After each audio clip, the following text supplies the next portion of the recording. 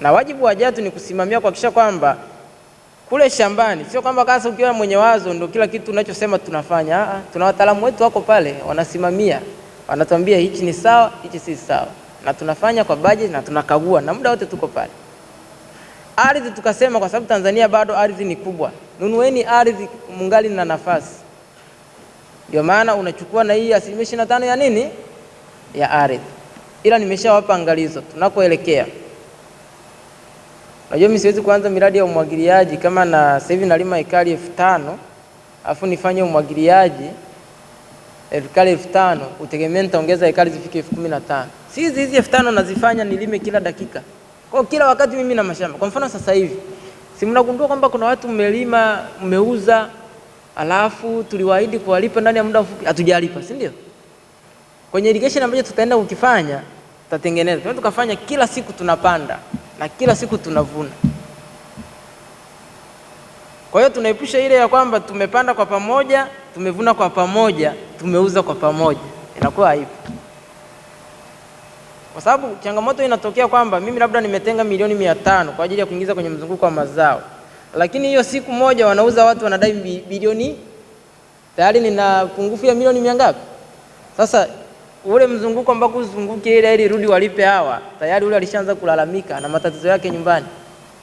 Japo sio kwamba ni excuse. No, tayari tunafanya mikakati ya kuhakikisha kwamba hilo swala na yenyewe tunalitatua haraka iwezekanavyo. Lakini sasa kwenye mchakato wa irrigation ni kwamba hata wale wanaomwagilia, kwa sababu kama na uhakika wa maji, nitasema hivi, kwa sababu kwa mwezi nahitaji kupata tani 10. Hizi tani 10 naweza nikapanga miezi 2 kabla nikapanda mahindi ambayo yatanisaidia mimi. Huu mwezi nikivuna tani 10 nazipata. Alafu wiki inayofuata tena mwezi ujao si nitavuna. Hivyo hivyo. Kwa kila siku kienda shambani watu wapo wanapanda na kuvuna. Watu wote wanaofanya irrigation wanafanyaga hivyo. Kwa hiyo kutakuwa na haja ya kuwa na maekari mengi, chache, lakini tunaziutilize vizuri. Sasa itatokea kwamba mwingine alifanikiwa ekari zake nyingi zikaingia kwenye umwagiliaji. Huyu ndiye ataanza kula hii 25% ya kwenye nini? Ardhi. Sababu tunakuambia sisi hatuwezi kulima shamba ambalo liko kwenye umwagiliaji. Mwenye umwagiliaji anaona kuliko sasa hivi niingize hela zangu kwenye mtaji pale kwenye SACCOS. Hebu ngoja mwezi 2 hii nitoe watu walime, nitapata 25% afu najiandaa na msimu unaofuata. Ndio itakuwa biashara ya kawaida. Sasa whether you like or not, hichi ni kitu ambacho tunaenda kukiface. Sawa this is the future. Hii ndio kesho, haibadilishwi. Kazi tulionayo, yani una haja ya kuona kwamba kitu kinafuata hichi afuka kiogoba. Ni vipola muda huo kivamie ili mzoeane. Kwa hapa tunaanza kutekeleza kitu ambacho is our future. And is where we are going.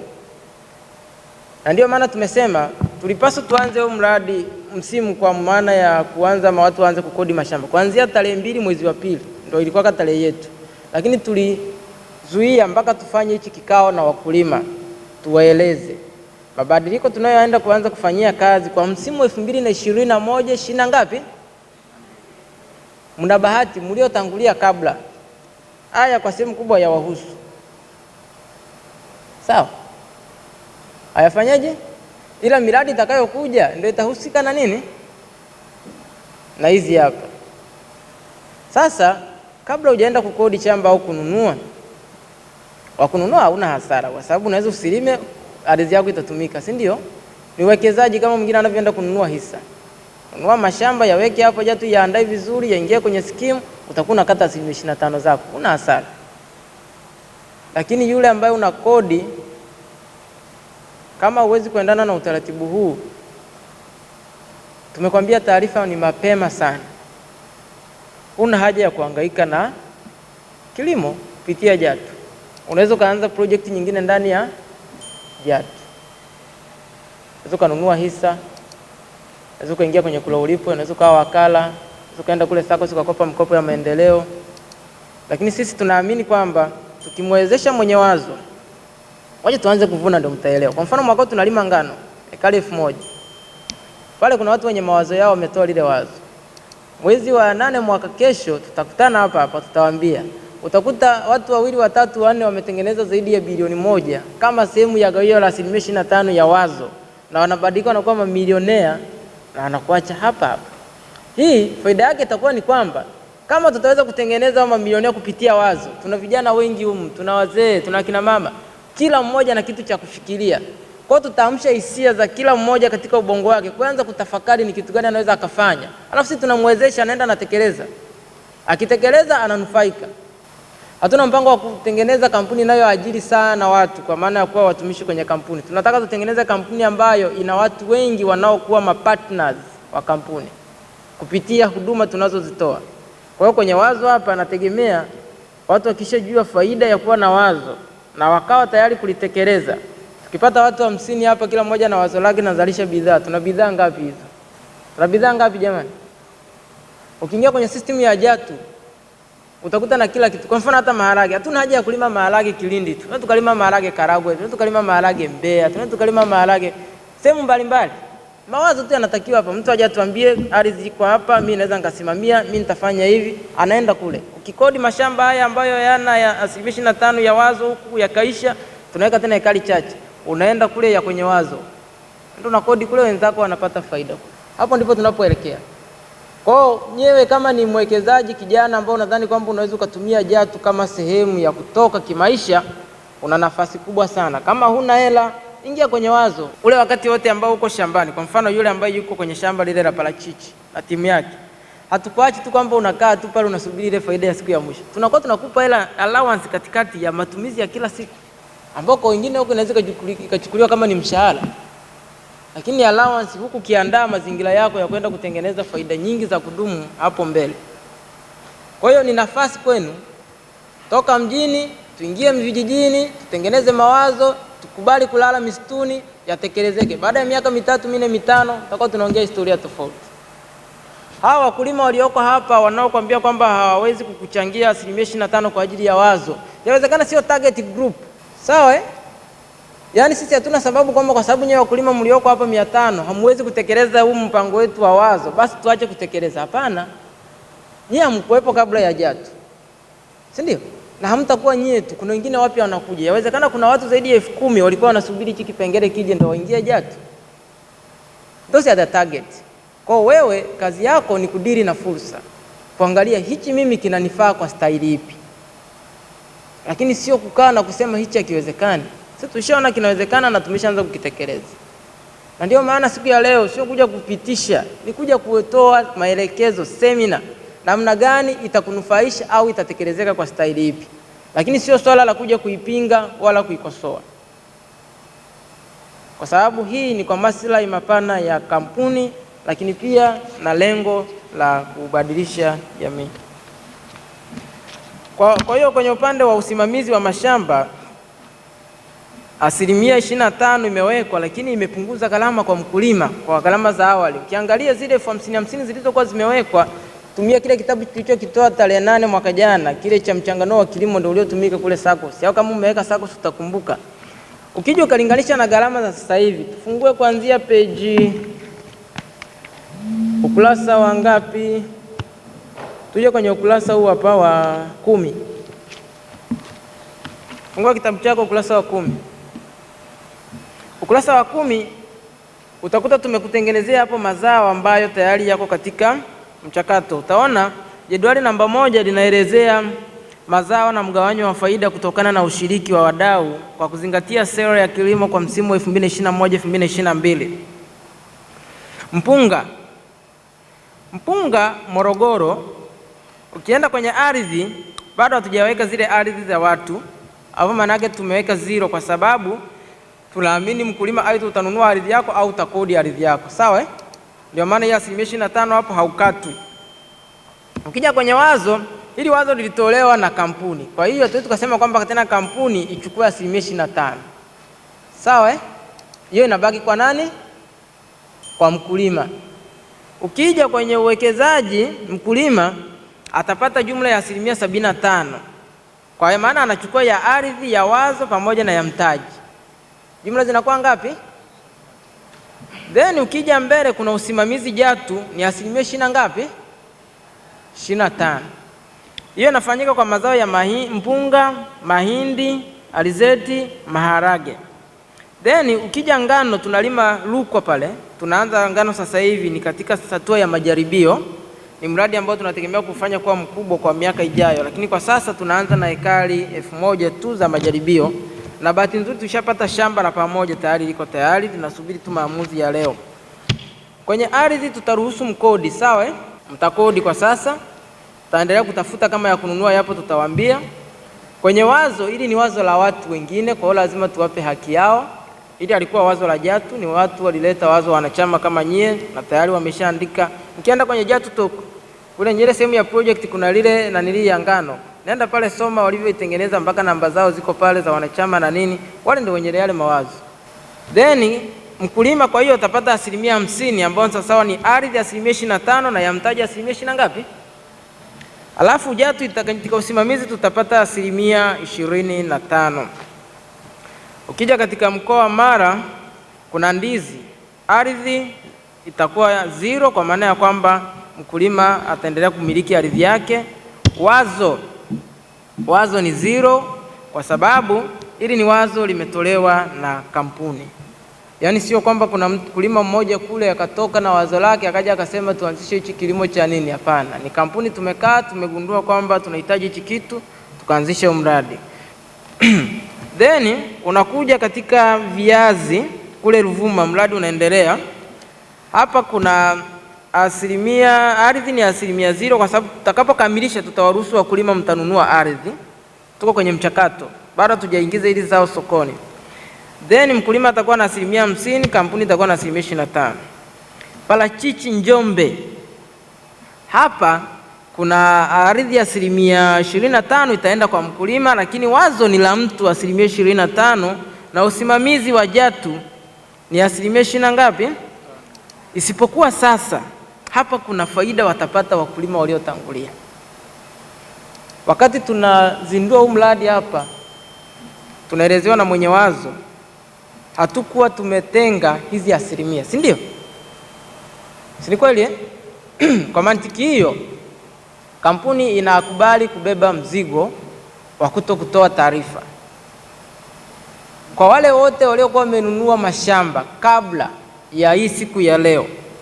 Wenyewe hii 25% ya kwenye wazo haitawahusu. Bora mpige makofi. Au wengi hamjanunua Wale mtakaoanza kuyatafuta mashamba kuanzia sasa hivi, nyie ndio mtakao kuja kukava hizo kosti zote ambazo huko chini tumezinanili.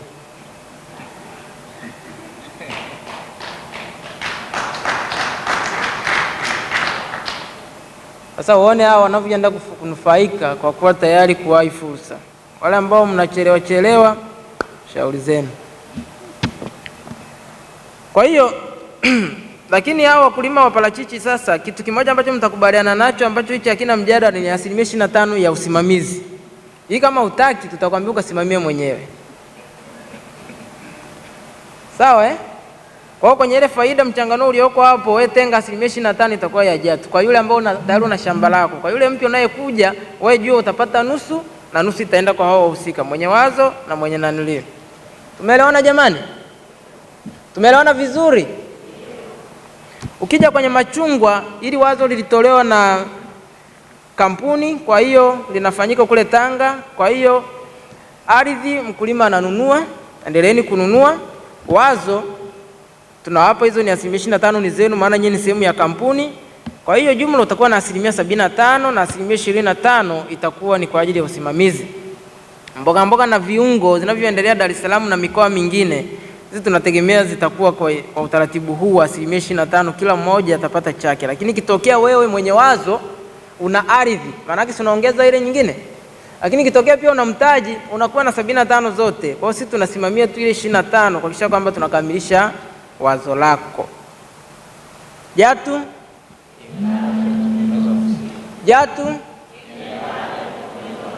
Kwa hiyo huu ndio utaratibu utakaotumika kwa mazao yaliyopo. Mazao yote yatakayokuja baada ya hapa, tumetoa uwanja na milango tumefungua wazi kwa ubunifu. Sawa jamani? Buni chochote unachofikiria, lete. Tuna timu nzuri ya kufanya utafiti, tashirikiana na wewe unaingia kwenye 25% ya kwenye wazo. Kampuni sasa haiendi kuweka nguvu kubwa kwenye masuala ya kutafuta mawazo. Tunataka wanachama tulionao tuweze kuwatumia vyema, tafuta mawazo mazuri na tuwe na watu ambao wanapenda vile wanavyovifanya. Sawa eh? Unajua kampuni sisi tunaajiri, si ndio? Unapomwajiri mtu anaweza kawa mzuri sana kwenye kufanya kazi, lakini anaweza sio na passion ya kile kitu. Si mnaelewa hilo eh? Na passion peke yake ndio inaweza kupelekea kitu kikafanikiwa. Hata kama una akili nyingi kiasi gani, lakini ukikifanya moyo wako ufurahi, hakuna mafanikio utakayoyapata. Lakini kama una passion, hata kama hauna elimu namna gani ya kufanya hicho kitu, kwa vyovyote tu hapo mbele utapata watu wenye elimu wengi watakusaidia kufanyaje? Kukamilisha.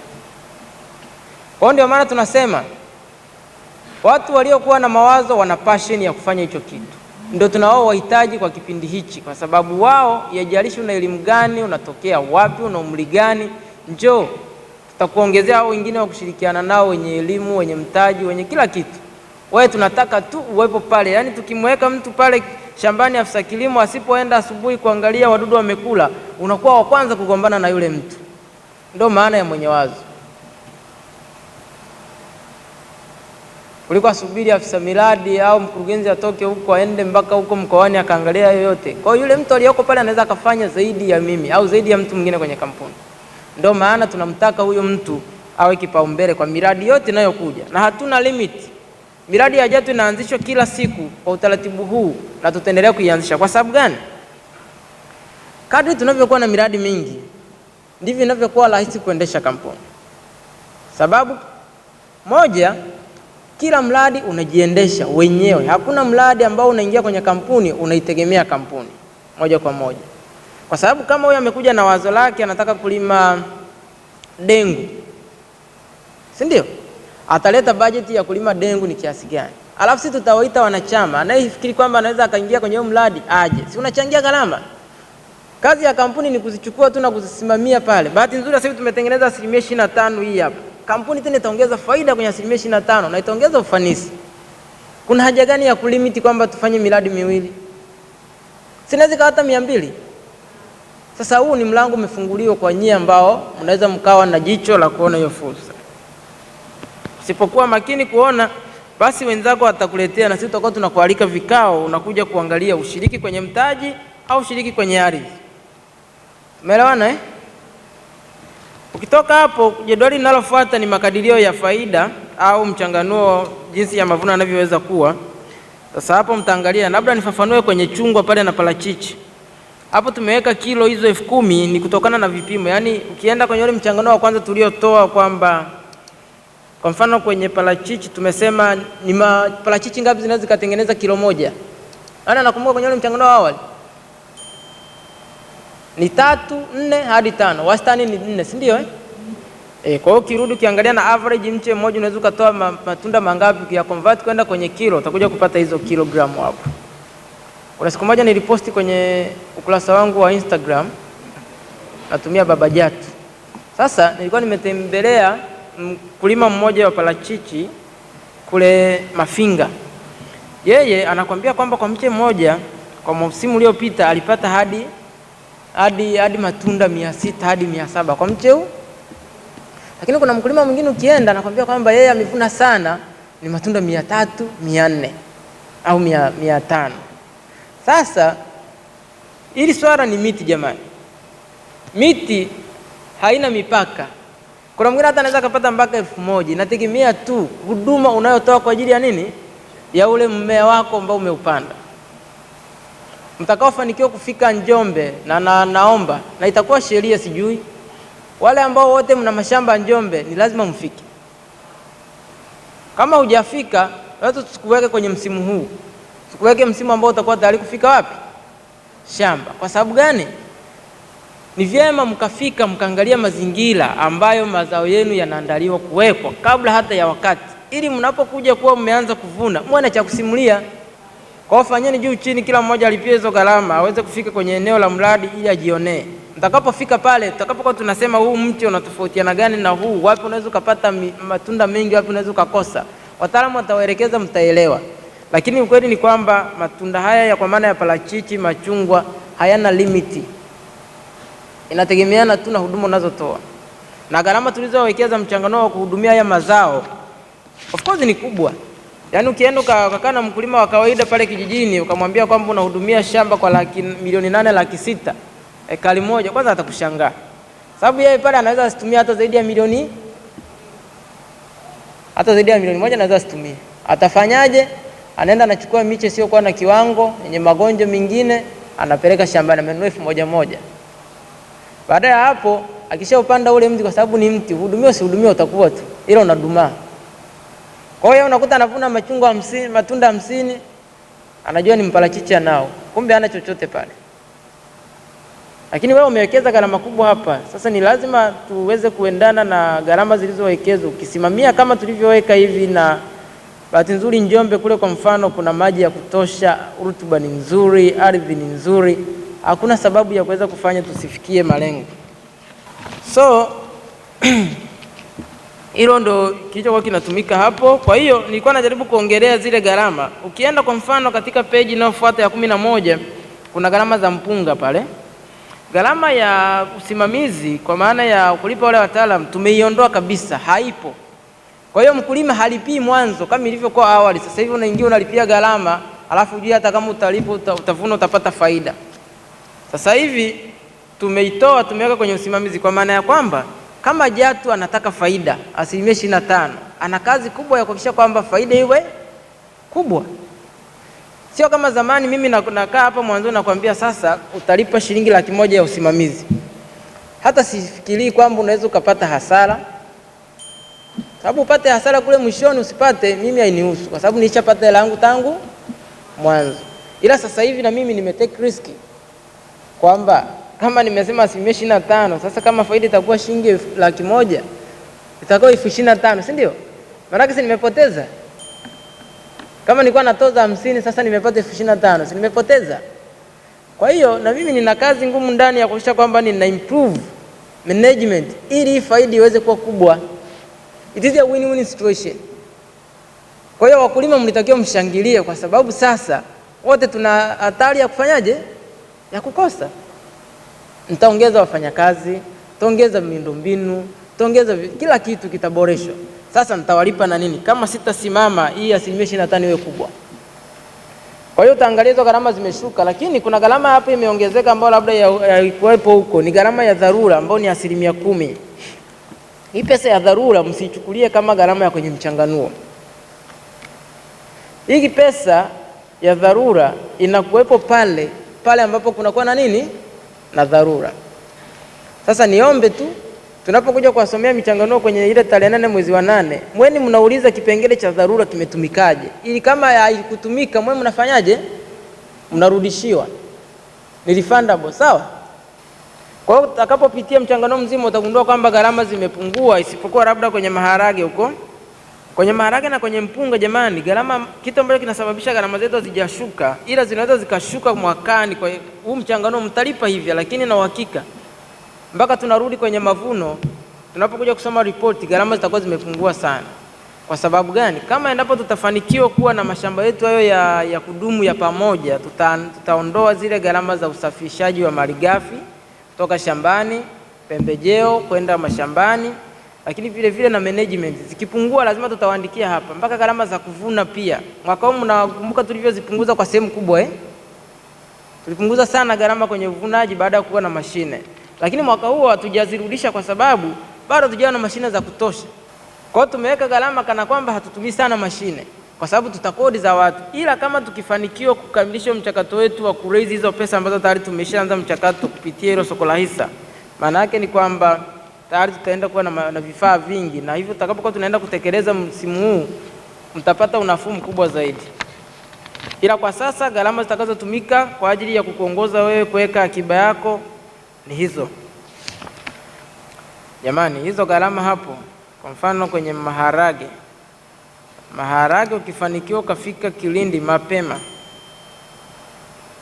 unaweza ukapata shamba hata kwa 50,000.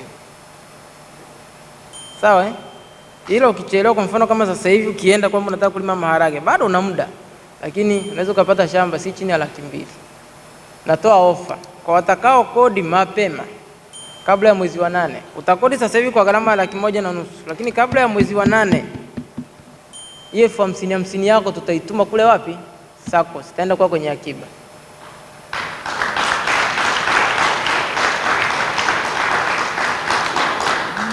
Ila mwezi wa 8 wewe utakapofika wewe hujakodi, hiyo gharama itakuwa inakuhusu.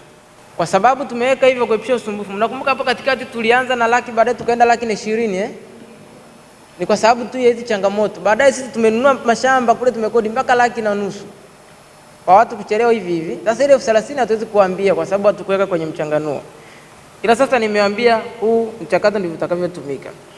Lakini pia kwenye mpunga watakaofanikiwa kukodi kwa sasa kabla ya mwezi wa 8 watalipa shilingi 1,120,000. Hiyo 30,000 iliyoongezeka tutaituma kwenda wapi? SACCOS. Alafu kingine sasa kwenye Jatu profit sharing hapa 25%. Wale mlio na mashamba katika maeneo haya, huko Kilombero una mashamba yako ya mpunga sijui ekari 200 na hauzilimi zimekaa, tunaomba mjitokeze mlete orodha ili tuweze kuingiza kwenye ile eneo la 25%. Sawa Yaani kama una mashamba katika maeneo haya ni mpunga, mahindi, alizeti na maharage, kama ulinunua shamba hapo kupitia Jatu na hauna mpango wa kulima, hayo mashamba yako pale Jatu yamekatwa yana kazi, uje utoe taarifa ili tukuingizie hapa. Tutaandika pale kwenye system, mtaona mashamba yenye 25%, kama zitakuwa kalimia tutaweka. Kwa hiyo wewe kama una hela ya kukodi utalipia tu gharama za nini? Gharama za akiba, alafu huyu mwenye shamba lako hapa, mwenye shamba lake utashare naye 25% ya profit. Na ningewashauri yaleteni tu sasa hivi kwa sababu haya mashamba yatawahi kuisha ya kwetu. Yakiisha hatuongezi, watakuja kwenye haya ya 25%. Kingine ni vigezo vya kushiriki katika mradi wa kilimo kwa mwaka 2021 2022. Sasa vigezo hivyo hapo kiangalia, tumesema cha kwanza lazima uwe mwanachama mwanahisa wa Jatu PLO. Ukija kwenye karibia ukurasa wa mwisho huku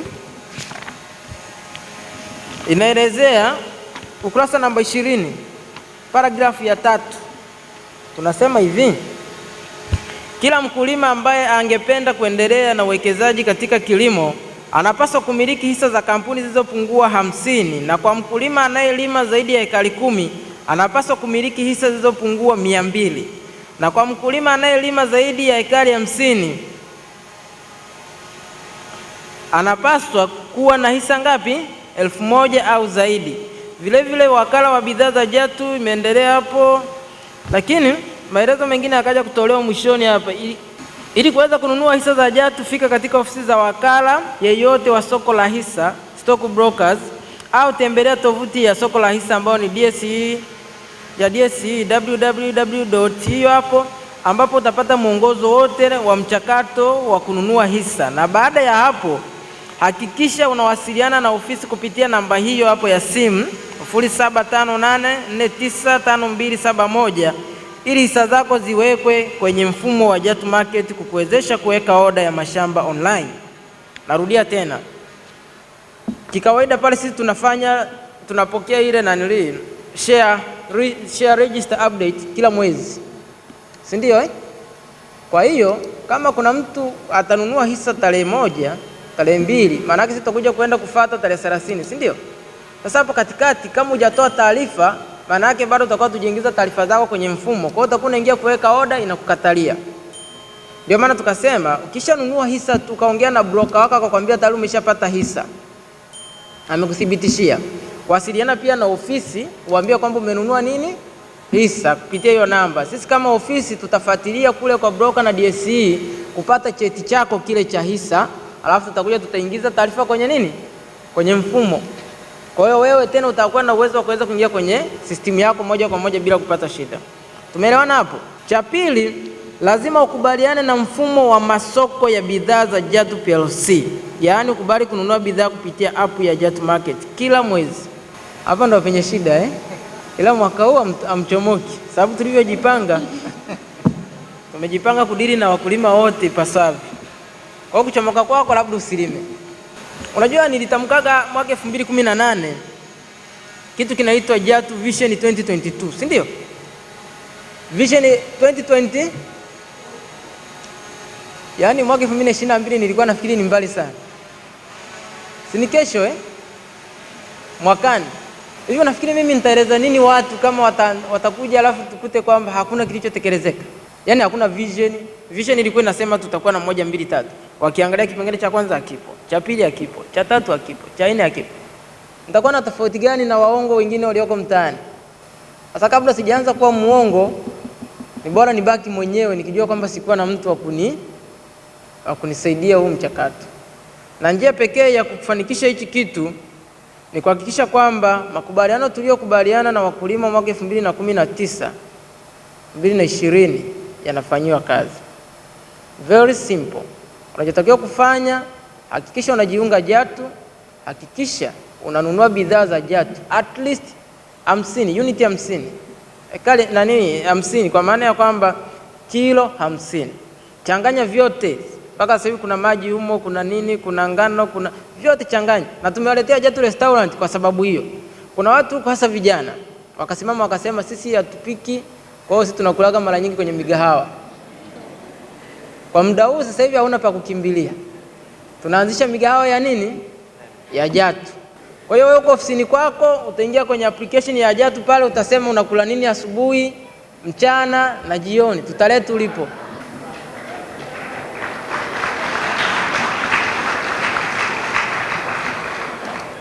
Haya, yule unayesema kwamba huwezi kununua chakula kilichopikwa na mwenzako, tuna supermarket zimejaa sasa hivi.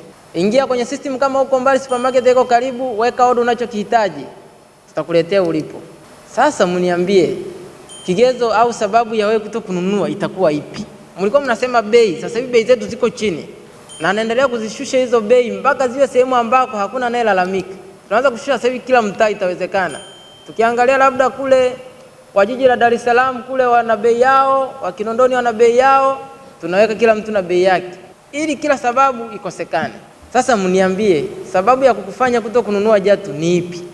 Na tumeanzisha kila kanda sasa hivi tuko vizuri. Tumeanzisha kituo kizuri sana Mtwara. Tunahudumia kanda ya pale kwa maana ya kuanzia wapi? Mkoa mzima wa Mtwara, Lindi na maeneo yanayozunguka pale. Ukija Dar es Salaam sasa hivi tumejipanga vizuri, tunahudumia Dar es Salaam na mikoa inayotuzunguka hapa maeneo ya karibu. Dodoma tuna ofisi yetu nzuri pale na tuna supermarket na tuna store ya kutosha, bidhaa zipo. Arusha bidhaa zipo za kutosha. Mwanza tena tuna supermarket 2 na ofisi kubwa sasa hivi. Ukiingia kwenye system, mwanzoni mlikuwa mkifika mnakutana na wakala Jatu. Kwa hiyo wewe utakapofanya utaenda pale utamtafuta Jatu wakala, utaweka order. Kuanzia sasa hivi hicho kitu hakipo. Hamna mtu anaitwa Jatu wakala. Utakutana na majina ya watu. Kwa ukikutana na mtu anaitwa Bahati ndiye wakala na humjui, hakikisha wakala yule au unayemchagua kama unabahatisha. Ukishaweka tu order, akajua kwamba umempoint, ameshajua tayari nimeshamkamata mtu wangu hapa wa kununua bidhaa. Anakupigia simu, anakupa mwongozo, anakukumbusha. Ulisoma zile kanuni zinazosema lazima ununue bidhaa za Jatu? Utasema ndio, si ndio? Tumesoma wote. Anakuambia kuanzia sasa mimi ndiye nitakayekuwa kiongozi naye kusimamia. Kwa hiyo huyu atakubana kuanzia mwanzo hadi mwisho, kuhakikisha kwamba unanunua hizo bidhaa. Ukishindwa kununua, sisi hatutadili na wewe. Sisi tunadili na yule msimamizi wako. Kwa hiyo yeye ndiye atakayekuwa anakujibia malalamiko yako na maelezo yako yote. Huyo mtu utamchagua wewe. Ukishamchagua, hakikisha umemchagua ukiwa na akili yako sawa sawa kwamba umeelewa unaenda kufanya kazi ya mfumo unavyotaka. Namba 3, lazima ukubali kujenga mtandao wa watumiaji wa bidhaa za Jatu PLC, angalau watu 2 tu. Huu mtandao sio complicated. Kwa mfano, wewe kama una watu wako wako Jatu, hakikisha kwamba unawafufua hawa 2 tu wanunue bidhaa kokote walipo Tanzania. Hii ni kazi ambayo utafanya na wewe wakala wako. Cha 4, lazima uzingatie kanuni, taratibu na tamaduni zote za Jatu kama zilivyoainishwa katika vitabu vya mafunzo na nyaraka mbalimbali za kampuni, aidha kupitia mitandao ya kijamii, tovuti au kufika katika ofisi za Jatu zilizopo karibu yako. Na cha 5, lazima uwe mwanachama wa Jatu SACCOS Limited. Hii ya kuwa mwanachama wa Jatu SACCOS nilishawaelezea, lakini labda nifafanue kwamba katika Jatu hamna kitu tunachokianzisha ambacho hakitegemei chain zake. Sawa? Hapa katikati tumekuwa tukipokea watu wanaokuja na hela zao wanalipa, hawapitii SACCOS. Lakini SACCOS kuna ubaya gani wawe kwenda? Sababu kama ungekuwa labda ni masuala ya imani kwa wenzetu, labda dini ya Kiislamu, tunasema kwamba riba sio nzuri, si ndio? si hamwezi kukopa sehemu ambayo ina riba Lakini ukirudi kwenye Jatu Sako si hakuna nini? Hakuna riba. Sasa ni kitu gani kinakuzuia? Na pale ukienda kama kwa mfano una hela zako milioni 10, unaweza ukalima ekari 10 kwa kujitegemea mwenyewe. Kwa nini hii pesa usi multiply ukalima ekari 30? Kwa sababu ni hiyo pesa inatumika. Waliojiunga kwenye mfumo wa Jatu wakapata namba ya wanachama lakini hawakulipa kiingilio cha 30,000 kwa maelezo kwamba tutawakata watakapokuwa wanalipo ile ya gawio. Wako wengi, yani karibia wote. Wengine waonyeshi tu mikono hapa. Kwa sababu tangu mwaka 2019 mwezi wa 7 tulisitisha watu kupokea keshi. Kwa 2019 mwezi wa 7, wa 8 mpaka 12, 2020 yote hamna mtu aliyekuwa analazimishwa kulipa keshi. Tulikwambia wewe jiunge free, alafu utalipia kiingilio, baadaye tutakata kwenye kula ulipwe mle. Sasa wengi wamefanikiwa, lakini ukienda kuangalia kwenye mahesabu yetu tuna madeni nje zaidi ya milioni 800 tunaodai watu walioingia kwa mkopo. Wangapi wanasema turudishe kiingilio? Wanaosema turudishe kiingilio waseme ndio. Wanaosema tusirudishe waseme hapana. Kwa ukianza kujiunga pale unalipia kiingilio chako 30,000, ukishalipia 30,000 utapata vitu vya kuondoka navyo sio bure. Tutakupa kitabu cha mwongozo wa kilimo. Anyway, tutawatengenezea kitabu kimoja tutawapa ambacho kinaelezea masuala ya kulipwa na masuala yote ya kilimo na huduma zote za Jatu. Utapewa. Sawa Ila kabla mwaka huu hujaisha tunatengeneza programu moja ambayo itawasaidia wote, ambayo itakuwa kama kitambulisho. Kila mwanachama atapewa. Wale mliokwisha kujiunga tutawapeni. Na wale ambao watakuja watakuwa na vilipia. Iko hivi. Sasa hivi tunafungua hizo restaurant, si ndio? Na restaurant kwa faida ya wale ambao mnanunua hisa Jatu ni kwamba unajua kwa kipindi chote vibarua wote waliokuwa wanafanya kazi kwenye kampuni ya Jatu, mashamba yote, hatujawahi kumtoza kibarua yote hela ya chakula hata siku hii. Kwa sababu gani? Ukimtoza hela ya chakula, ulijiandaa mazingira atanunua wapi, unakuwa umtendei haki. Japo hela tunayomlipa ndani yake ilikuwa na hiyo hela kwamba yeye, yani mkataba wetu hausemi kwamba tutakupa chakula free, ila bado tunampa chakula for free. Huo taratibu sasa hivi tumeutoa baada ya kuanzisha zile restaurant. Kwa kila kituo chetu tunachofanyia kazi tunakuwa na restaurant. Kwa mfano labda Njombe tunafanya kazi, wanaofanya kazi kwa kutu wanaweza kufika 300, 200. Hao tayari ni wateja wa kwanza kwenye nini? Kwenye restaurant yetu. Sio kila kibarua au mfanyakazi anayefanya pale lazima awe na hisi. Na tunaenda kwa muda. Kama muda wa kunywa chai ni saa 4 mpaka saa 4:30, utakiwa kuzidisha huo muda. Sasa mtu aanze kuingia mara network haipo, unakuta muda wa kula umeisha, hajapata nini? Chakula. Kwa hiyo tunatengeneza card special electronic za kuswap, ambazo ukienda kwenye supermarket ya Jatu popote pale kuna huduma ya Jatu kwa wakala, kwa nani, restaurant, utakula, mhudumu ataandika bili yako, ataweka pale details zako, wewe kazi yako itakuwa tu ni kupita kwenye mashine, una swap, unalipa hela yako. Na hii kadi itakuwa inafanya kazi kama zinavyofanya kazi kadi za benki.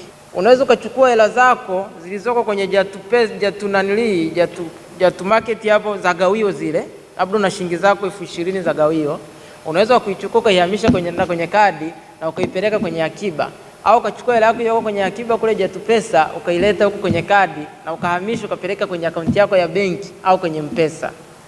Ukaenda ukatoa ukafanyia shughuli zingine unazoweza. Kwa hiyo utakuwa ni kama una kibenki chako, kikali chako kina kila kitu ambao unaweza kufanya transactions zozote zile unazohitaji kufanya. Lakini bado hatujaondoa ule mfumo wetu wa kwamba yule aliyekuleta kwenye Jatu amefanya kazi kubwa ya kutumia vocha na kupikia, atakuelekeza atakufanyaje, kwa ataendelea kupata commission kama ilivyokuwa kawaida. Kama wewe ni mpenzi wa Jatu na unafuatilia, utagundua kwamba kuanzia maelekezo yetu tunayotoa sasa hivi, Jatu sasa inaenda kusimama kama Jatu ambao ulikuwa ukiahidiwa kipindi chote.